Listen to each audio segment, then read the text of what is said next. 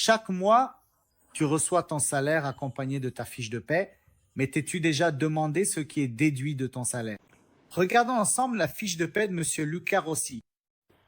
Luca Rossi reçoit 760 francs par mois, plus 588 francs de 13e salaire répartis mensuellement, et en plus, il reçoit également 512 francs comme avantage voiture, parce qu'il dispose d'une voiture de fonction.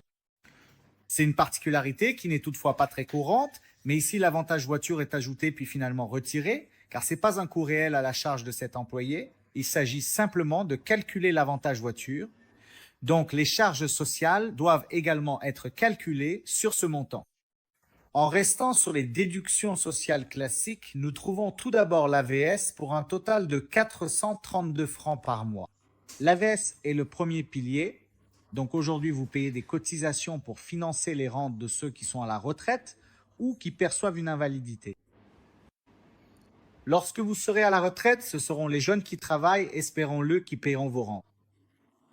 Nous avons ensuite la DI, qui serait l'assurance chômage, afin que si vous perdez votre emploi, quelqu'un vous verse des indemnités pendant une période évidemment limitée.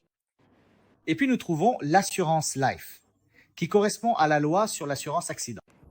La life vous couvre à la fois le revenu et les soins médicaux dans 3 domaines précis, à savoir l'accident professionnel, donc il vous arrive quelque chose sur votre lieu de travail. L'accident non professionnel, il vous arrive quelque chose pendant que vous skiez. Et la maladie professionnelle, c'est à dire par exemple le boulanger qui devient allergique à la farine. Nous avons ensuite l'IGM qui est l'indemnité journalière en cas de maladie. Dans ce cas, il est important de préciser que l'indemnité journalière pour maladie couvre votre revenu, mais pas les soins, car les soins sont payés par la caisse maladie, tandis que la Life couvre à la fois le revenu et les soins. Enfin, nous trouvons l'ALPP, la loi sur la prévoyance professionnelle. Nous parlons ici du deuxième pilier, c'est à dire la caisse de pension. Oui, j'ai utilisé 3 termes pour dire exactement la même chose.